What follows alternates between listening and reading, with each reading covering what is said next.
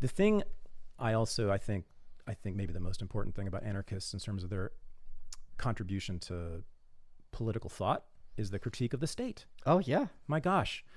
Having been a leftist most of my life, I never heard a critique of the state. Any critique of the state. Is that right? Never. Until I met my anarchist buddies in college. Oh, wow. Oh, no. Leftists don't talk about the state. Okay. The state is just it's a given. It's assumed to be good. That's right. Yeah. It's the air we breathe. Wow. Or better. It's the good air. Yeah, right? yeah. Oh, sure. No. So when I started hanging out with libertarians and anarchists, that was the first time I'd ever thought about the state as being problematic at all. It was the anarchists of the 19th century, right, who introduced this critique of the state as being a monopoly on violence. I know that that's Max Weber, but the anarchists really developed it, didn't they? Or I mean, certainly to a large extent, yeah, that they regard as like kind of this alien squatter, as opposed on hovering over a society. And what's fascinating is like Emma Goldman, who I'm extremely proud to be brought to greater prominence insofar as I have introduced her to people who are anarcho-capitalists. She has this book called Anarchism and Other Essays.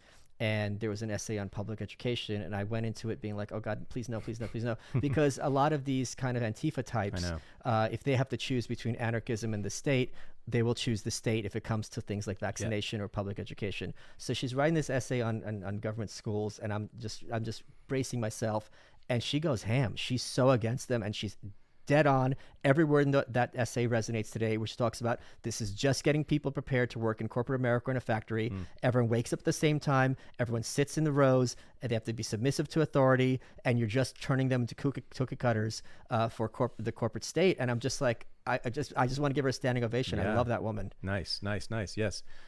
Emma Goldman, she was not a nice person, though. No, she wasn't. That's okay. Yeah, no, I'm not a nice definitely person. okay. Most of my favorite people are not nice Yeah, people. I mean, there's that line which is misattributed to Thatcher: "Well-behaved women rarely make history." Yeah, right. Yeah, exactly. Who else? So let's talk about the state some more. What are the critiques from Proudhon, Kropotkin, Bakunin, and company of the state that you find to be persuasive? I was giddy. Yeah. That the Bakunin essay, which I included in this book, is from 1867, precisely 50 years before Lenin takes power in the Soviet Union. He correctly predicted and criticized what the Soviet Union would be. It's just this, you read it and you're like, this guy knew what he was talking about. And he said that what would happen is you would have this society run by this coterie of scientific geniuses.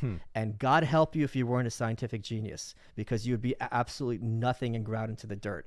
And obviously that resonates with people today in terms of COVID, but the argument always was, as you know, and some listeners might do, that socialism is scientific. Right? Instead of the marketplace where you have some fat cat who's running the factory at his own bewitchment at the expense of the laborers, you're going to have these basically people who don't have skin in the game, so they could just use logic and reason, and they're going to look at society like a chessboard and appropriate everything fairly and evenly to distribute to everyone, and it's going to work out great. And because he's not self-interested and is going to in a position to line his own pockets, society will thrive and will be run logically and rationally as opposed to chaotically. This was the argument, scientific socialism. And what you saw ended up happening, of course, was scientific just became the synonym for those who are in power and what their beliefs are. Right. And it became this snake eating its own tail. So that Bakunin essay is just absolutely masterful. Now, Marxist criticism of Bakunin was also excellent, because Bakunin had the argument against anarchism, which I find fallacious, is in the absence of this. This is the Robert Nozick argument as well. He's, I think, just the absolute nadir of libertarianism. The argument is, absent the state, it's just going to coalesce and a new state is going to emerge. Right. So Bakunin also bought into this critique, unfortunately, and he basically said we're going to have these like roving patrols to make sure that states don't form. And Marx was like, what the hell is that? Like, are you? And Marx is right. He's like, are you crazy? That is the state. That's right. Like, you're gonna have roving state. You're gonna have roving cops, and that's not a government. What are you talking about? So.